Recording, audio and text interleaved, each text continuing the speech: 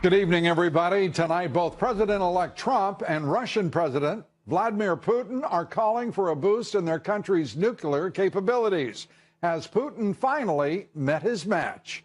Lieutenant Colonel Ralph Peters joins me tonight on the future of U.S.-Russia relations. Also, the president-elect working hard to make America safe again. I will suspend immigration and refugee admissions from regions where they cannot be safely processed or vetted. That, as President Obama is dismantling a registry that tracks immigrants from jihadist countries.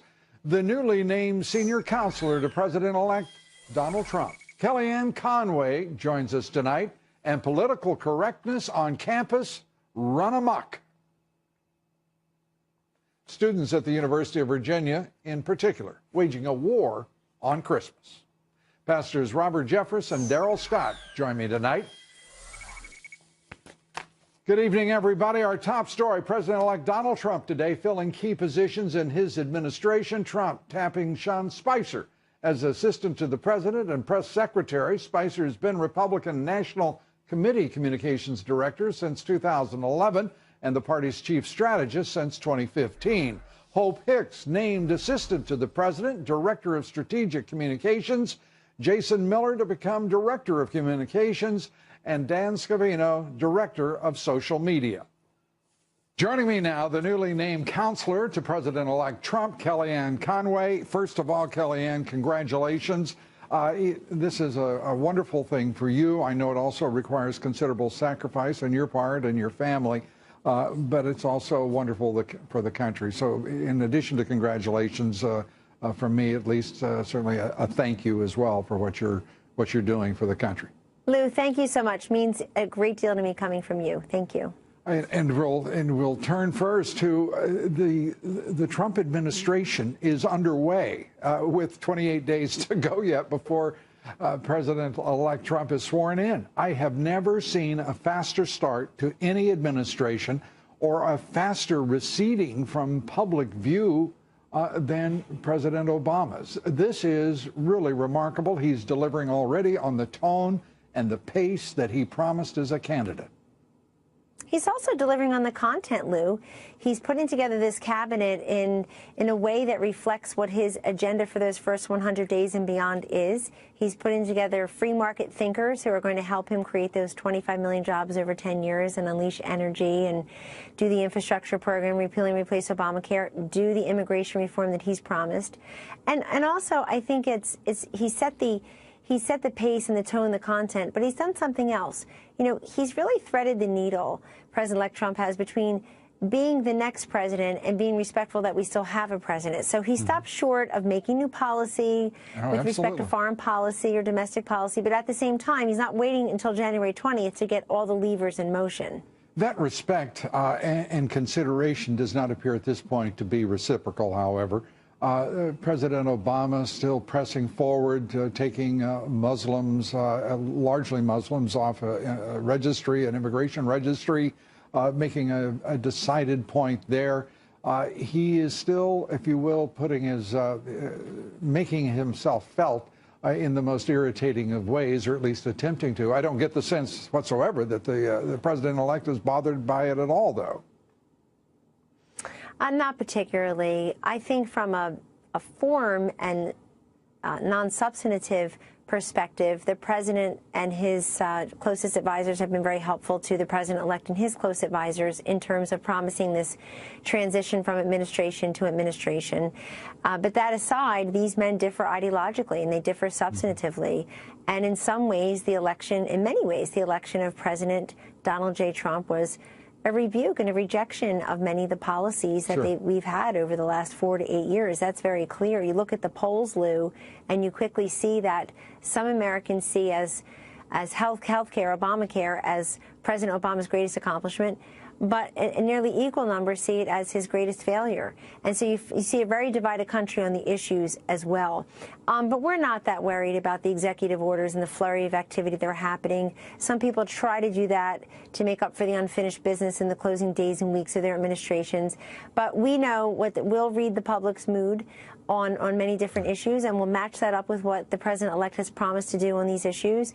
And you'll see real change and progress. I think it's draining the swamp, but it's also making sure that we have prosperity and safety again. People feel less prosperous and certainly less safe than they did a few short years ago. And very quickly, the president bringing in the CEOs of Lockheed Martin and Boeing, reaching agreement based on the remarks of not the prospective White House or the transition or the president-elect, but from the CEOs themselves. They're going to bring that $4 billion plus Air Force One contract for two in under $4 billion. They talked about affordability. They talked about how nice it is to be talking with someone who actually knows what he's talking about when it comes to business and issues. So there's a whole tone here that to me is important. The substance is critical, of course, but you're talking about people who were not necessarily aligned with Donald Trump, who's going after the establishment, talking favorably and enlisting, if you will, in the movement. And this one's pretty simple, Lou. This is Donald Trump as the president-elect making good on his promise to always protect the taxpayer and to protect the public fisc. So let's retrace the steps very briefly. 2 weeks ago, the president-elect issued a tweet that he thought the aircraft was too expensive. He wants everybody to be compensated fairly, but he also doesn't want us to be holding the bag and the bill. I mean, how refreshing is that? Right. Isn't that the first job after keeping the nation secure, making sure our money's not wasted? And so he's making good on that. Fast forward, what's happened over time is he met with these CEOs, and lo and behold, we discovered that the project is years behind and millions over budget, and that they'll find a way to reduce the cost without reducing the quality. That's exactly what he's promising to do. That's exactly why somebody who goes to Washington as a successful, brilliant businessman owing no one anything is in the exact position to get this done on behalf of the taxpayer. And over the last 24 hours, a peculiar sort of communication conflict, if you will. Newt Gingrich saying that no longer was Donald Trump interested in draining the swamp. Corey Lewandowski coming up with something very similar. The president-elect saying, no, we're draining the swamp and we'll persist in doing so. Reconcile it for us. I think the president-elect trumps the other statements. And, you know, Corey Lewandowski, a trusted advisor, the first campaign manager of a year, took Donald Trump through the primaries very successfully, and a friend of mine, Newt Gingrich, a friend of mine and a mentor of mine. Newt said today on Twitter, I goofed. Donald Trump will, in fact, drain the swamp, and the alligators should be aware. I think we'll just go back to what the president-elect has said many times. Draining the swamp, Lou, means sort of the lobbyists, the culture of corruption, and I would say the consultants, what I affectionately refer to as the staph infection. No more no-show jobs and contracts for people, Lou, who have not had a creative idea in 22 years. There's no reason to pay them for nothing. And so, and I think that all goes together. It doesn't mean you won't have qualified and well-compensated men and women in different areas, publicly and privately, doing their best to help lead the country forward. But at the same time, just as Donald Trump did with the Boeing project, the Lockheed Martin project that you talked about, we just don't want to pay too much for stuff as a government, and you know, perhaps even with the Republican Party. And that's a whole new perspective to bring. To go forward. That's right. That's a whole new perspective. Right. But he can do it. He can do it. And while we're draining the swamp, people are trying to throw more crocodiles in. It ought to beware, because we'll be grabbing in the air and tossing them back. Thanks for being with us, Kellyanne Conway. Merry Christmas to you and yours, Lou. Thank you so much. God bless. Thank you. Coming up next, President-elect Trump and Vladimir Putin today revealed what they each want when it comes to the future of nuclear weapons. And do they agree? Lieutenant Colonel Ralph Peters joins me next. We're coming right back. Stay with us.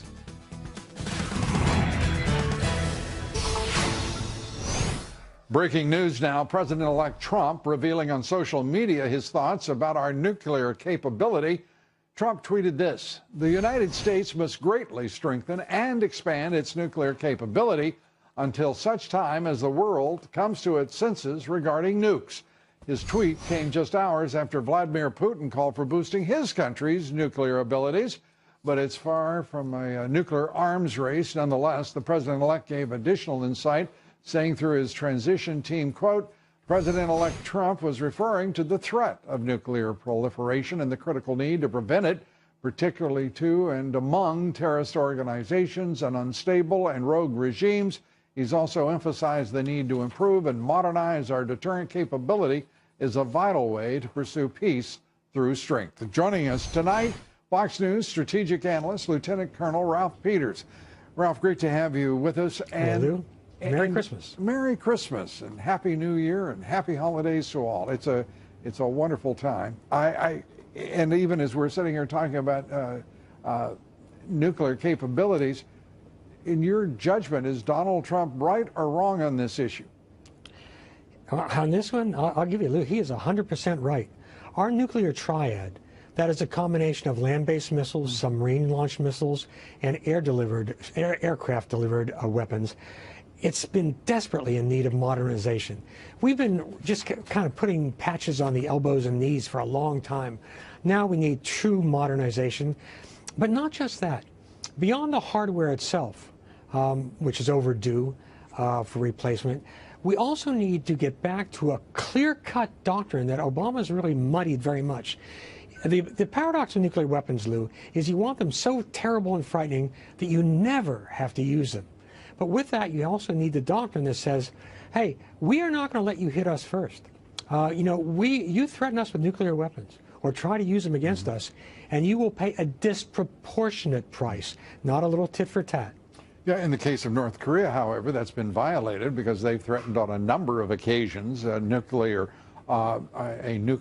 wasteland as a result of their program. But that is, I understand, is independent from either Russia or China, a special problem, if you will, in geopolitics.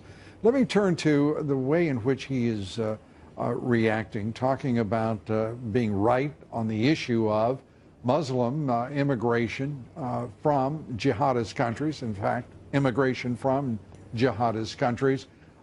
And what we have seen happening in Berlin, in Germany, over the course of this week, the terrorist attack, the terrible terrorist attack, this is looming as an absolute incipient point at which U.S. policy has to change. So does Europe. What do you think? Well, I think there are several things in play. The issues behind the issues. One is that the Obama wing of the Democratic Party views immigration as a tool of social engineering.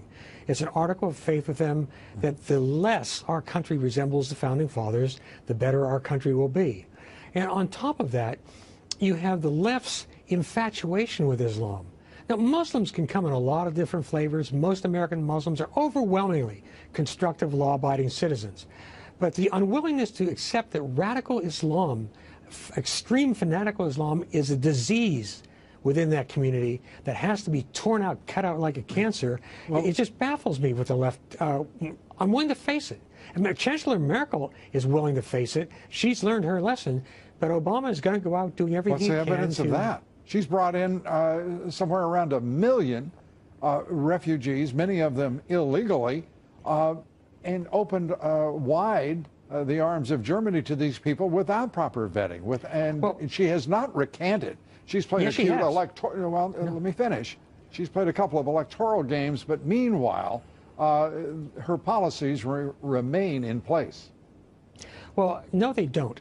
Actually, Lou, Germany has tightened back up considerably. She knows, Chancellor Merkel, our best friend in Europe, by the way, and perhaps the last man in Europe, knows she screwed up big time. That was the Lutheran pastor's daughter from old East Germany coming out at her. And since then, they've tried to tighten up. But as we saw with Berlin and the difficulty in arresting Anas Amri when they knew he was a threat, Germany is saddled with two things. One, it is a legacy of the Nazi era. So their new constitution. This is all well and good, but I'm talking about current policy rather than the historical context, the cultural history context. Is with us. Amazing guilt, the guilt that that we can analyze forever. and it will only be rationalization in the minds of many. The fact of the matter is, Angela Merkel and her party remain favored. They remain, in popular opinion, with open borders, to be supported. It has dropped significantly, but in effect, those liberal left policies of Angela Merkel that are leading directly, it appears, to these terrorist acts, is not changing. They have not. And until there is a recognition of what they've done and what they must do, it seems like a peculiar journey to take, either intellectually or in terms of the policies that remain committed to open borders. It requires constitutional changes in the German law to let the police do their job, let the intelligence agencies do their job. And let's not forget, Angela Merkel is not a leftist. Her party is the Christian Democratic Party allied with the Christian Social Union.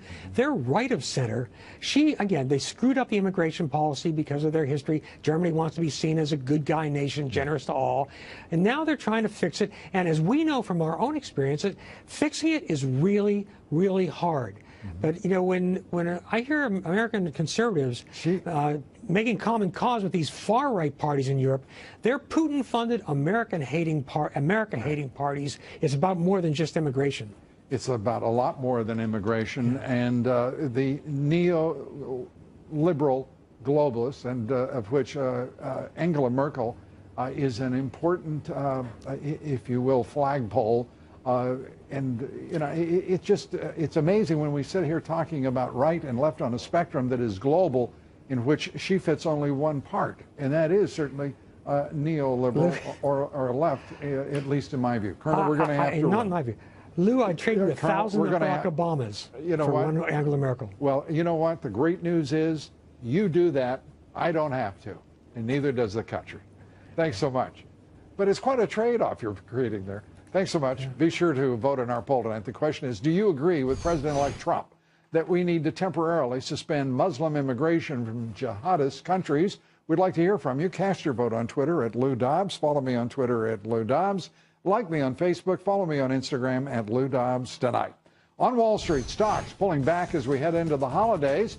The Dow Jones Industrials dropping 23 points. The S&P down 4. The Nasdaq down 24. Volume on the big board picking up to 3.9 billion shares. A reminder to listen to my reports 3 times a day, coast to coast, on the Salem Radio Network. Up next, shocking new documents show Hillary Clinton's top aides communicating with the so-called faithless electors and those who were trying to flip the Electoral College to stop Donald Trump. Emails, calls, text messages, all an effort to subvert the will of the American voter. We'll have the Constitution, we might add. We'll have the story for you and much more straight ahead. Stay with us.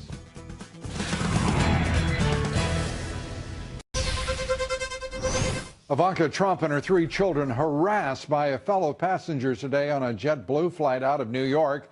The man described as an out-of-control passenger, verbally berating the president-elect's daughter, jeering at her children, according to witnesses. Those witnesses say the passenger, who was holding his own child in his arms, yelled, quote, "Your father is running the country. Why is she on our flight?" JetBlue personnel escorted the disruptive passenger off the flight, issued this statement, quote, "The decision to remove a customer from a flight is not taken lightly. If the crew determines that a customer is causing conflict on the aircraft, the customer will be asked to deplane, especially if the crew feels the situation runs the risk of escalation during flight."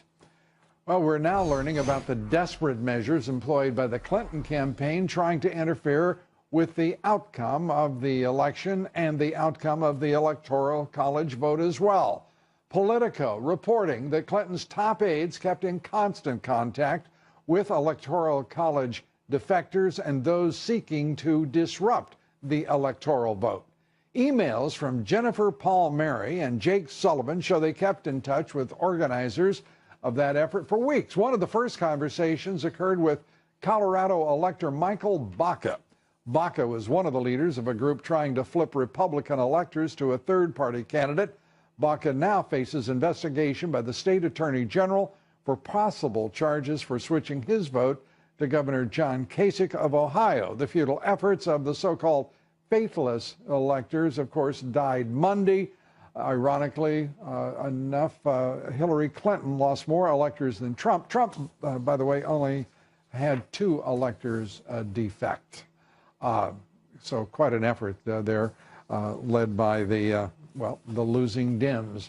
The metro in the nation's capital is under fire tonight, breaking with tradition, not including any mention of our next president on the Inauguration Day Smart Trip card.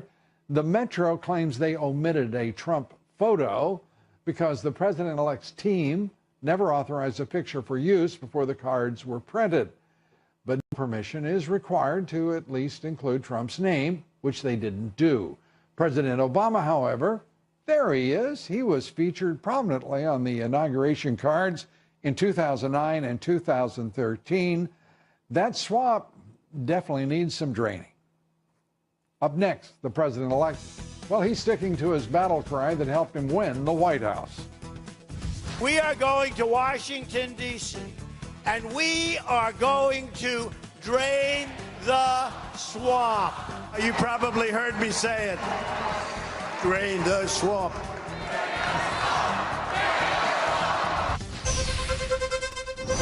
Here we go. President Obama is blaming Fox News for his failures as president.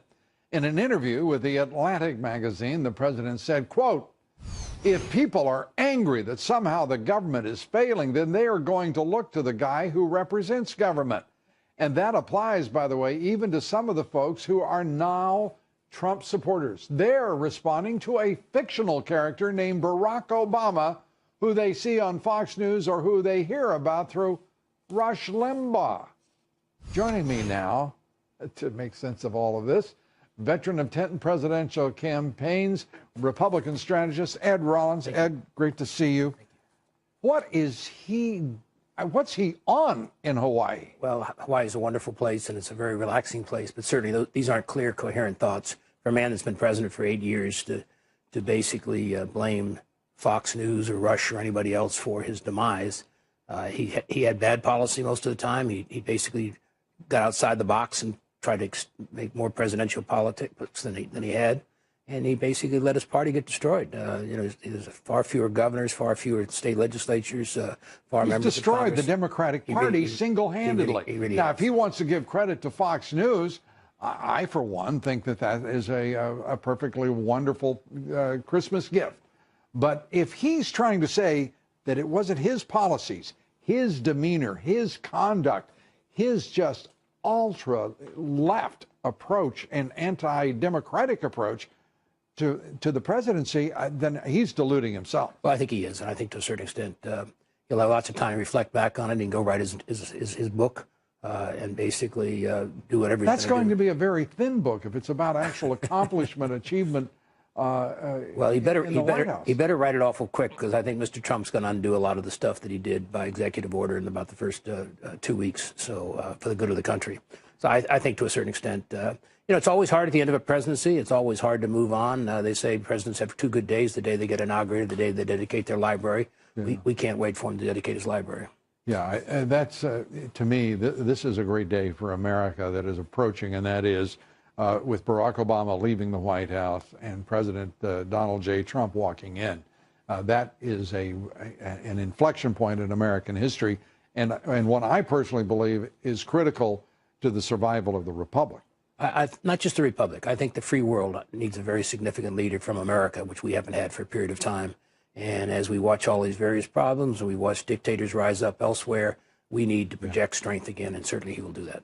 Yeah, I'm more modest in my concerns and aspirations. I just want to save the Republic. Well, that's good. We need to save the Republic. There's a lot of people who don't like the Republic anymore, and want to alter that part of it. But this little blip today.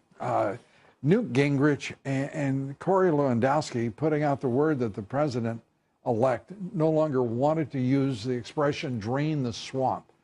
What do you make of that? And how could they they were speaking for the president-elect? Well, fortunately, both are friends of mine. They don't get to speak for the president-elect. The president-elect tapped into a real slogan that drain the swamp, which is very symbolic to a lot of Americans, of going in there, fixing the system that's broken, and I think he's going to do that. So what they say is not relevant. I think at the end of the day, we'll see what the president does, and I think he's going to have a very fast start, and he's got some very capable people around him, and I think he's going to have a tremendous kickoff here. Yeah, this is a tremendous kickoff. It's fabulous. It is. And Kellyanne Conway, she's a good girl. Extraordinary. Great lady. I shouldn't say girl. I guess she's a girl, but she's a great young lady who's going to be a very significant player for the country. Counselor to the president. That's a very honored title.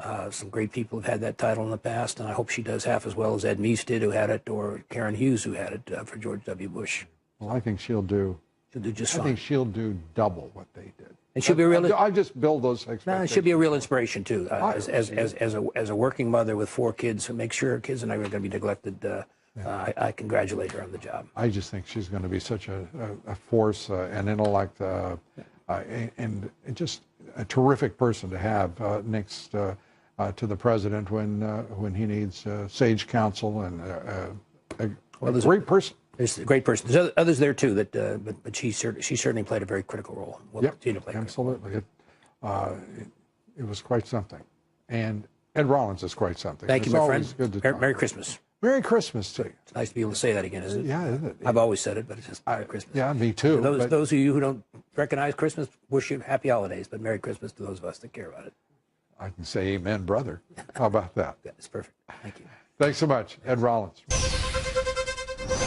President Obama today announcing he's formally scrapping the once mandatory registry for immigrant men visiting from jihadist countries. The program, launched after the September 11th terrorist attacks, hasn't been in use since 2011.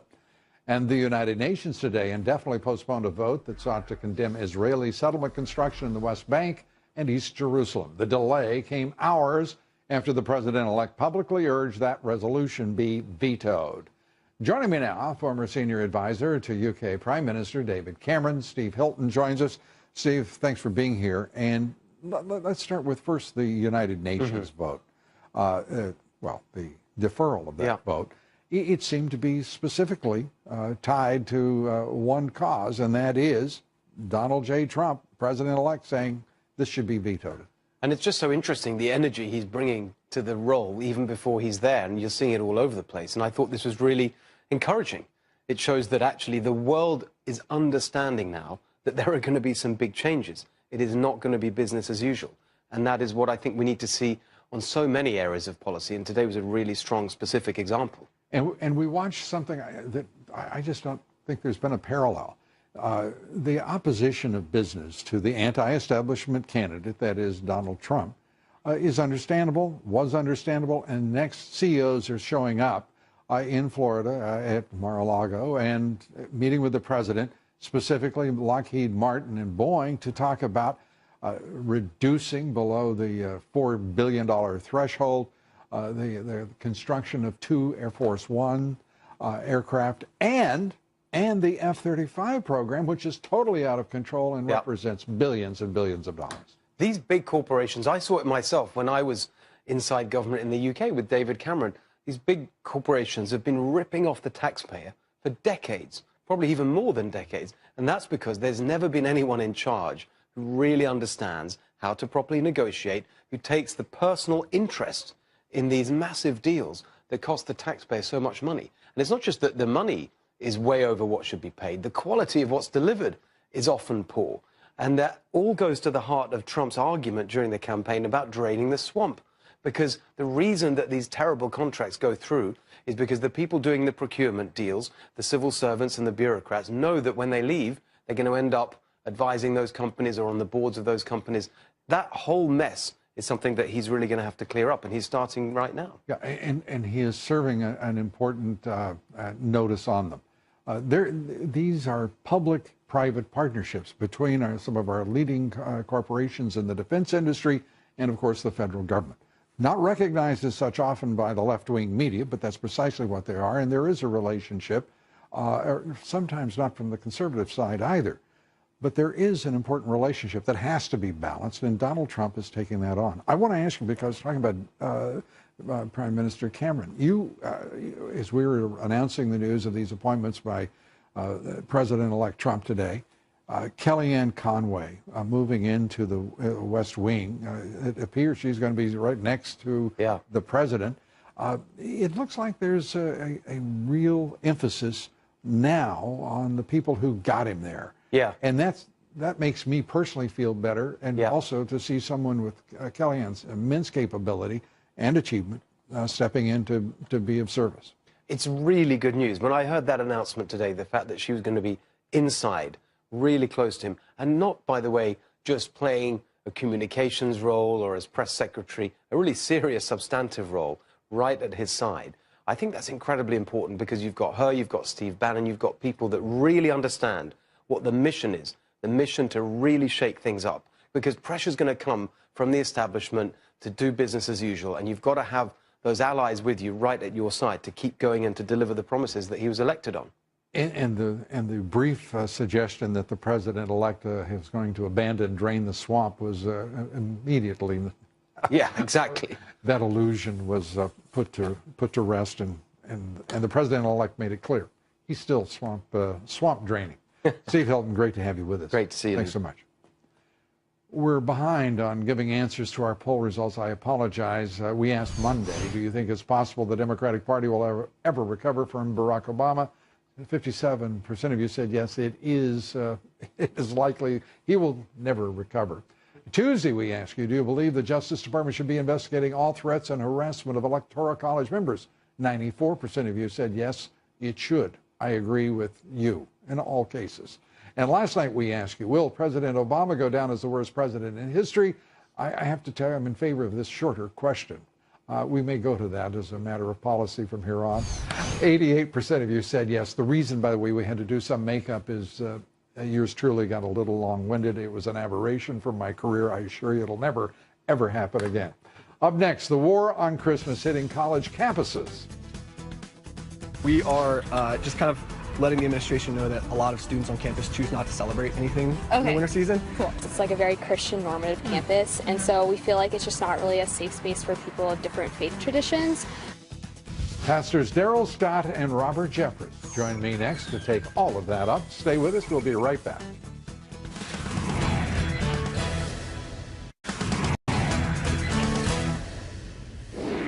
A war on Christmas at the University of Virginia. The University of Virginia has been bringing us a lot of nonsense this year, and I, for one, hope it's concluding.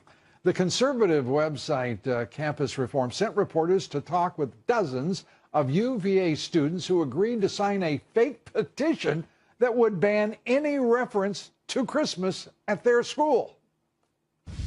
This time of year, it feels like people can shove their holiday happiness in your face, Merry Christmas, ooh, and it's just, it gets kind of old. So we're just sending a letter to the administration to be like, hey, this can be almost oppressive for some people.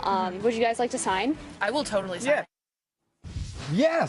Yes. Well, joining me now, member of the Faith Advisory Council for Donald Trump, pastor at First Baptist Church in Dallas, Pastor Robert Jeffress. Pastor, great to have you with us. Senior pastor of the New Spirit Revival Center, Pastor Daryl Scott. Pastor, great to have you with us. And what do you make? I thought, to be honest, I was just talking with a number of guests about it's okay to say Merry Christmas now. Thank you, Donald Trump. Apparently at UVA, that's going to be kind of a sketchy possibility. Pastor Jeffress, your reaction? Well, look, these pinhead students don't even realize that they're acknowledging Christmas every time they write the date 2016 or 2017 on an exam. I mean, we divide history by the coming of Christ into this world. But Lou, what I want people to understand is this war on Christmas is a part of a larger war on Christianity that was launched by the left, has been facilitated by a liberal judiciary. I mean, think about this. Why was it for the first 160 years of our nation's history, Bible reading, prayer in the schools, nativity scenes were allowed and encouraged, but suddenly they become unconstitutional? Did the Constitution change? Of course not. What has happened is we've allowed liberal judges to pervert the Constitution into something that it should never be. Christians are sick and tired of this, which is why they voted for Donald J. Trump by the largest margin in history. Pastor Scott, I don't think you're going to argue with the latter part, certainly. No, I mean, I agree with Pastor Jeffers wholeheartedly. This assault, this attack on Christmas is actually an assault and attack on Christianity. It's an attack on the person and works of Jesus Christ. It's an attack on the fact that we believe Jesus Christ is God manifest in the flesh. And they have a problem with that. You don't see any other religions under attack. And you don't even see Frosty the Snowman, Santa Claus, or Rudolph the Red-Nosed Reindeer under attack, because they know that those are myths, those are fables, those are fictional tales. But since we believe Jesus Christ is God come in the flesh, there's a godless element of society that seeks to impress their godliness upon all of American society, and so they want to do away with anything that has reference to the Lord Jesus Christ. It's public school canceling a Christmas carol because of the, God bless us, everyone. One of the most, iconic lines in faith and in plays in this country. Why are we putting up with people who would say you've got to get rid of that play because it says God bless everyone? I mean, it doesn't make any sense to us, yet it's happening. It's happening. Lou, it's ridiculous.